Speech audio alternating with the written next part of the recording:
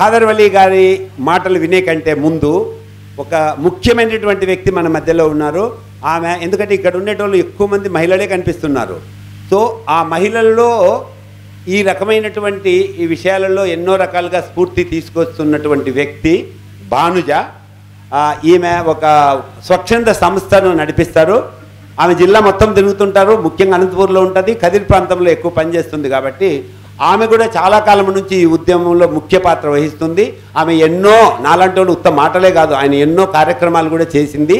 అన్నీ చెప్పడానికి టైం లేకున్నా కొన్ని విషయాలను షేర్ చేయాలని ఆమెను కోరుకుంటున్నాను. మన రామాపురం గ్రామానికి వచ్చిన ముఖ్యులు పెద్దలు సార్కి, తర్వాత మన గంగిరెడ్డి సారు, అంటే అట్లాంటి మహానుభావుని మన అనంతపురకు పరిచయం చేసిన వాళ్ళలో గంగిరెడ్డి సారే.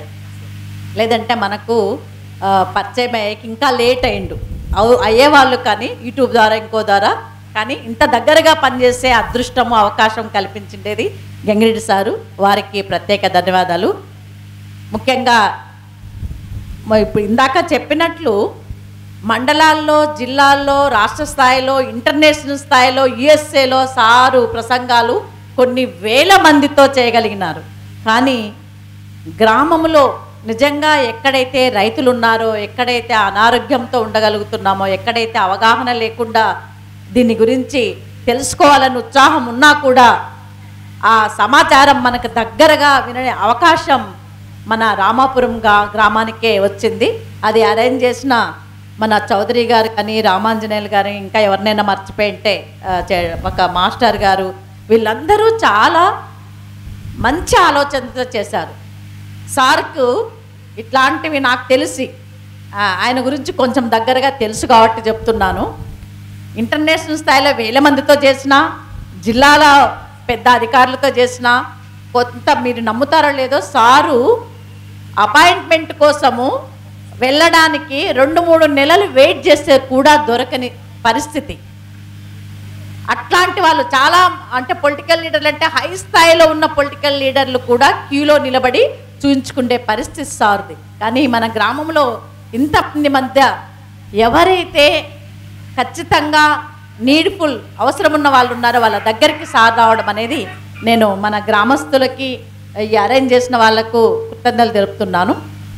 ముఖ్యంగా ఒక 2-3 విషయాలు మన గ్రామ పెద్దలకి, గ్రామంలో ఉన్న మహిళలకి, గ్రామంలో ఉన్న దీన్నన్నీ నడుపుతున్న వాళ్ళకి అందరికీ నేను విన్నవించుకుంటున్న విషయం ఏంటంటే, ఇది ఒక మీటింగ్ కోసమో, ఒక పేరు కోసమో, లేదంటే ఒక ఏదో నా అహం అంటే ఏమంటాము, నాకు ఇంకొక విధంగా దీన్ని సార్ వస్తే మన ఊరికి ఏదో విధమైన వస్తుందనో కాకుండా, ఇక్కడున్న వాళ్ళందరూ కూడా సార్ చెప్పే మాటలు ఏమైతే ఉన్నాయో, అంటే యూట్యూబ్లో చాలామంది చూడొచ్చు, ఆడ పెద్దవాళ్ళతో కూర్చున్నప్పుడు చెప్తున్నారు వాళ్ళు.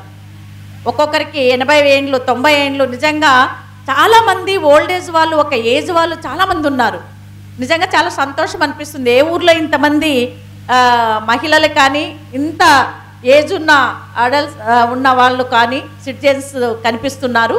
వాళ్ళు చెప్తున్న అనుభవాలు కూడా చాలా, మేము ఇంతకు మునుపు ఈ బియ్యము ఏమీ లేకుండా ఉంటే కొర్రలు అవన్నీ చేసుకొని ముద్ద ఒట్టిది కలుపుకొని తింటా అంటే బాగుంటుంటే, అందుకే మేము ఇట్లా ఉండగలుగుతున్నాము అని చెప్పగలుగుతున్నారు. కానీ మన పిల్లలకు అట్లాంటి పరిస్థితి మనం చెప్పలేము, ఇంకో విధంగా లేదు. అని అందుకే ఈ గ్రామం ఖచ్చితంగా సారు మొదలుపెట్టిపోయేది, ఈ ఫస్ట్ గ్రామంలో చేస్తున్నది మీ అందరి సహకారంతో ఇది ఒక దేశ స్థాయిలోనే ఒక ఆదర్శంగా నిలుస్తుంది అనేది కూడా ఒక నమ్మకం కలుగుతుంది నాకు. అందుకనే నేను ఇది ఒకటేదో సారు కోసమో లేదంటే ఇక్కడ అరేంజ్ చేసిన వాళ్ళ కోసమో ఈ మాటలు చెప్పట్లేదు. కానీ మేము అక్కడ కురుగుంటలో షుగర్ పేషెంట్లకి, డయాబెటిక్ పేషెంట్లకి ఒక సర్వే చేస్తే దాదాపు ఒక 10,000 జనాభా ఉన్న దాంట్లో 190 మంది, ఒక 190 మంది డయాబెటిక్ వాళ్ళు ఉన్నారు. వాళ్ళల్లో రోజు కూలిపోతున్న వాళ్ళు, ఆటో నడుపుతున్న వాళ్ళు, ఏజ్ గ్రూపు 15 ఏండ్లు 30 ఏండ్లు 70 ఏండ్లు ఉన్నవాళ్ళు, వీళ్ళందరితో ఒకటి సారు మీరు ఒక్కొక్క వ్యాధికి నిరోధకం ఏం చేయాలా, తగ్గించడానికి ఏం చేయాలనేది కూడా చాలా రకాల రాసి ఉన్నాయి, యూట్యూబ్లోతో పాటే ఉన్నాయి. అదొక్కటే కాకుండా దానికి సంబంధించి కూడా దాన్ని నేను తీసుకొని ఒక ప్రయత్నం చేశాం. ఆ ప్రయత్నంలో ఏంటంటే వీళ్ళందరినీ 30 రోజులు సారు ఒక సామలు 2 రోజులు, కొర్రలు 2 రోజులు, ఊదలు 2 రోజులు, ఆరికలు 2 రోజులు, అంటి కొర్రలు 2 రోజులు, అట్లా 10 రోజులు అయితే మళ్ళీ ఎన్నికొచ్చి అదే కంటిన్యూగా 1 నెల వాటితోనే అంబలు చేసాము, సూపులు చేసినాము, ఇడ్లీ దోశలు చేసినాము, ముద్ద చేసినాము. ఇవన్నీ వాళ్ళు క్రమం తప్పకుండా బయట ఏమీ తినకుండా పాటిస్తే మొదట టెస్ట్ చేసినప్పుడు వారానికి 4 వారాలుగా టెస్ట్ చేస్తే నార్మల్కి వచ్చింది. ఇది ఎవరు నమ్మచక్యంగా ఉండదు. అది ఒక రిపోర్ట్ కూడా చేశాం మేము. వాళ్ళే చెప్తారు, మనం చెప్పేది కాదు. నేను ఎందుకు ఈ విషయం చెప్తున్నానంటే ఒక డాక్టర్, ఫేమస్ ఉన్న డాక్టరో అలోపతి దగ్గర ఉన్న వాళ్ళు అక్కడంతా పోతే ఏదో చెప్తారు. సార్ చెప్పే వాటికి సైంటిఫిక్ రీజన్స్ ఆయన దగ్గర బుర్రలో కొన్ని వేలు ఉన్నాయి. ఎక్కడ కదిలిస్తే ఆ వ్యాధికి సంబంధించి సైంటిఫిక్ను జోడించి చెప్పే అట్లాంటి డాక్టర్స్ ఏ డాక్టరు ఉండరు కూడా మనకి. డాక్టర్లు సార్ మాట్లాడేటప్పుడు అవన్నీ మాట్లాడతారు, నేను నా లోపలికి వెళ్ళట్లేదు. ఇది ఒక ప్రాక్టికల్గా ఒక అనుభవంతో సారు చెప్పిన ప్రకారము ఆయన ఏదైతే ఒకటి చార్ట్ ఇచ్చినారో దాన్ని పెద్దగా చేసిన తర్వాత తగ్గినాక వాళ్ళు కంటిన్యూ ఇప్పుడు కూడా చేస్తున్నారు. నార్మల్కు డయాబెటిక్ జీవితాంతం నువ్వు మందులు వేసుకోవాల్సిందే అని మన డాక్టర్లు చెప్పినారు, కానీ ఫుడ్ వల్ల తగ్గుతుందని ఏ డాక్టర్ చెప్పలేదు. మనం అది అసలు అవుతుందా అని ఆశ్చర్యంగా ఉంటుంది. అట్లాంటిది ఒక బుక్లెట్ కూడా చేయడం జరిగింది. ఇదే కాకుండా ఈరోజు మేము ఒక హోటల్ కూడా పెట్టేసాం.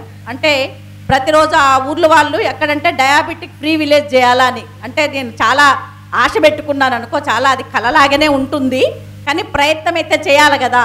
సార్ ఒక 20 ఏళ్ళు కష్టపడితే ఇప్పుడు మన రామాపురం గ్రామం వరకు మనము అర్థం చేసుకోవాలా, వినాలా అనే ఒక ఇంతజాంతో అందరూ కూడా ముందుకు వస్తున్నాం. అది చేయాలంటే ఒక మంచి విషయాన్ని మన బుర్రలోకి రావాలంటే చాలా కష్టపడాలి. అదే ఎట్లాంటిదైనా చెడ్డ విషయము ఏదైనా కూడా ఒక క్షణంలో జరుగుతుంది, మన అందరికీ ఉన్న అనుభవాలే. వాటిలో సార్ చేస్తున్న కృషి కూడా అట్లాంటిది. చాలామంది ఇప్పుడు వస్తున్న వాళ్ళు యూట్యూబ్లో చూసి మేము ఒక గ్రూప్ చేసినాము. సార్ వస్తున్నారంటే బెడ్ రీడెడ్ అంటే ఇంక వాళ్ళు డాక్టర్లు అందరూ చేసిద్దో నీకు ఈ రోగం ఉంది, ఇంక నువ్వు బ్రతకవు, చచ్చిపోతావు, వెళ్ళిపో, 2 నెలలు 3 నెలలు అని చెప్పిన వాళ్ళు వచ్చి సార్తో మాట్లాడారు. ఇంకోటి కరోనా టైంలో ఒక అబ్బాయి అయితే కన్నా ఆత్మకూరు మండల అబ్బాయి, ఆ చిన్న ఏజ్ 25 ఏళ్ళు ఉంటాయి, ఆయన మాట్లాడుతూ ఇట్లంటే సార్ వస్తారా మేడం, ఆ దేవుడు ఎప్పుడు వస్తాడు మేడం, నేను దేవుణ్ణి ఎక్కడా చూడలేదు మేడం, నా జీవితం ఇప్పుడు నిలబడిందంటే ఆ సారే. ఆ పిల్లోడేమి సార్ని ఎప్పుడు చూడలా, యూట్యూబ్లో సార్ చెప్తున్నవన్నీ పాటించి బ్రతికి బయటపడ్డాడు. వాళ్ళ ఇంట్లో వాళ్ళు బయటపడేశారు. 2-3 సార్లు కరోనా వస్తే ఆ పొట్టలో ఉన్న ఆ విషయాలతో పాటు ఒళ్ళంతా కూడా గాయాలై గీక్కొని ఇంట్లో వాళ్ళు వదిలేసి వీడు చచ్చిపోతే పోతుంది అని మాట్లాడితే అట్లాంటి విషయాన్ని ఆ పిల్లోడు ఇంకా చచ్చిపోవాలనే స్థాయికి వచ్చి ఒక రూమ్ తీసుకొని అంబలి అవన్నీ కూడా సార్ చెప్పిన ప్రకారం చేసి రికవర్ అయ్యి ఇప్పుడు ఆ అబ్బాయి ఇంటర్మీడియట్ పూర్తి చేసి డిగ్రీ చేసి పీజీ చేస్తున్నాడు. అది ఈరోజు సాక్షాత్ అక్కడికి వచ్చి చెప్పిన ఇట్లాంటివి 1000 కేస్ స్టడీస్ సారు చెప్పిన వాటిని పాటించే వాళ్ళు ఉన్నారు. నేను ఇవన్నీ కాదు, సార్ మాట్లాడే ముందు నేను అందరినీ గ్రామస్తుల్ని విన్నవించుకుంటున్న విషయం ఏంటంటే, చాలామంది అక్కడ ఉన్న వాళ్ళతో కొంతమందితో మాట్లాడితే ఏమంటే ఇవన్నీ తినాలనుంది, మాకు ఎవరు తెచ్చిస్తారు, ఎట్లా తినాలా, ఎక్కడో దొరుకుతాయి. కానీ ఇంకోటి మనందరికీ తెలిసిన విషయం కూడా ఏమంటే తింటున్న వాళ్ళందరూ సార్ ఎప్పుడు అందుకే సిరిధాన్యాలను పెట్టారు. సంపద ఇది, ఆరోగ్య సంపద ఈ చిరుధాన్యాలు అనేటి చిరుధాన్యము కాదు అనేది.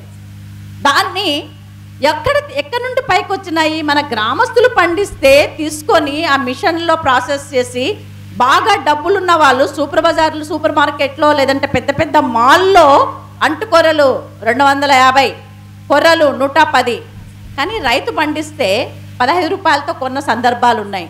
మేము కూడా ఎందుకంటే మహిళా రైతులు ఉత్పత్తిదారుల సంఘాలు చేసి ఎవరైతే రైతులు ఉండారో వాళ్ళే పండించి వాళ్ళే వ్యాపారవేత్తలుగా ఉండాలని మేము ఒక 10 ఏళ్ల నుండి చేస్తున్నాము.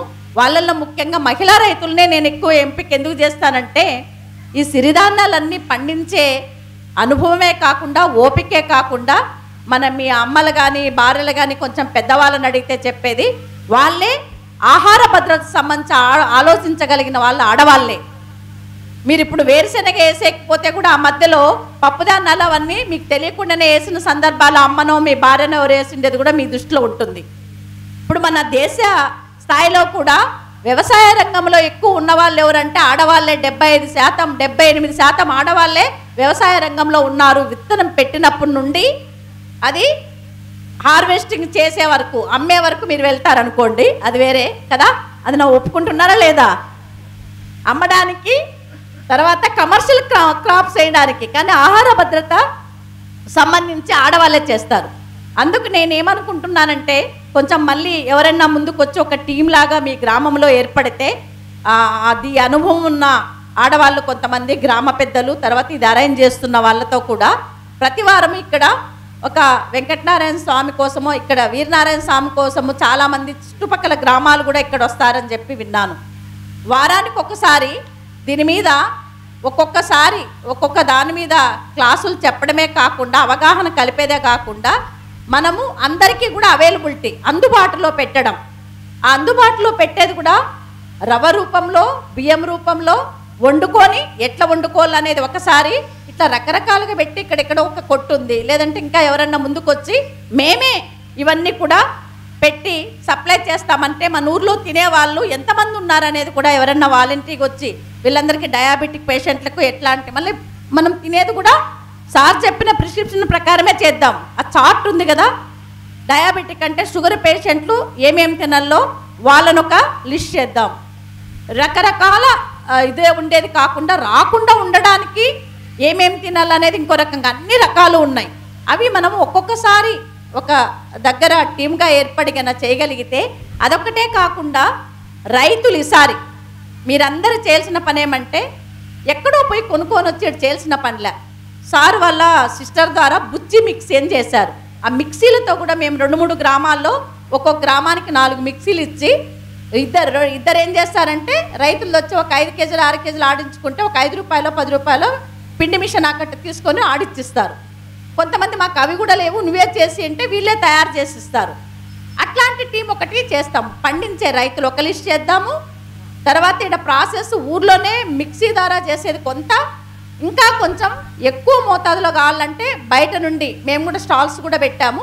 మనకు తక్కువ రేట్ అనేదే మాట్లాడతారు, కానీ మన ఆరోగ్యానికి పెట్టేది చూసుకోము. లక్షలు వేలైనా పెడతాం, కానీ తిండి విషయంలో ఆలోచిస్తాం అన్నీ.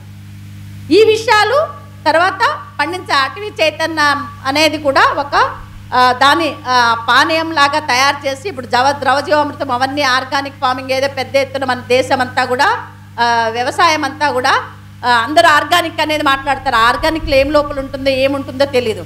అన్ని రకాలు మీ గ్రామము చేయగలిగితే, నేను కూడా వారానికి ఒకసారి, నాకు 100 పనులు ఉన్నా కూడా వారానికి ఒక్కసారైనా మీ అందరి పర్మిషన్ తీసుకొని ఏం చేయాలనేది ప్లాన్ చేసి ఒక్కసారి వస్తాము. ఖచ్చితంగా ఇవన్నీ మీ ఊర్లో ఒక చేయగలరనే ఒక నమ్మకం కూడా కుదిరింది. ఇంతమంది ఇంట్రెస్ట్గా ఉన్నారని. చాలామంది ఏమంటే ఇది ఎక్కడ సాధ్యం అనేది కూడా, ఇప్పుడు మీరు ఇంతమంది ఉన్నారంటే ఇక్కడ చెప్తున్న వాళ్ళ మాటలన్నీ ఇప్పుడే వినేసి చేస్తారనేది నమ్మలేదు.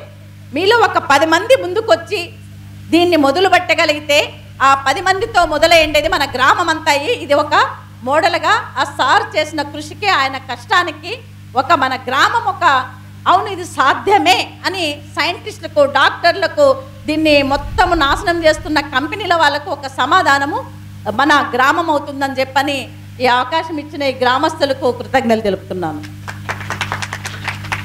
చాలా చాలా ధన్యవాదాలు మేడం. చాలా విషయాలు చెప్పారు, అందులో చాలా ప్రాక్టికల్ విషయాలు చెప్పారు. అంటే మనం నెక్స్ట్ ఏం చేయాలి రేపు అన్నదానికి వచ్చే సందేహాలన్నిటికీ సమాధానాలు ముందే చెప్పేశారు. కాబట్టి రాము బాధ్యత, ఎంతమంది తినడానికి ముందుకు వస్తే వాళ్ళకు లేవు అట్లాంటివి రాకుండా ముందుకు తర్వాత పండించే అన్ని విషయాల గురించి చెప్పారు. కాబట్టి మేడం ఈ విషయాలు చెప్పారు. ఒకవేళ మేడం మళ్ళీ వస్తారో రారో ఎక్కడ ఉంటారో అని అనుకోకండి. రోడ్డు మీద ఉండేటోళ్ళందరికీ మేడం కనిపిస్తూనే ఉంటుంది. వారానికి 2 మాటలు 3 మాటలు కదిరికి పోయి వస్తూ ఉంటుంది. ఎక్కడో దిక్కు వచ్చినప్పుడల్లా అప్పుడప్పుడు చూస్తూ ఉంటుంది కూడా ఈ ఊరును. కాబట్టి మీరు మేడము కలిసి ఈ గ్రామాన్ని ముందుకు తీసుకెళ్తారని ఆశిస్తూ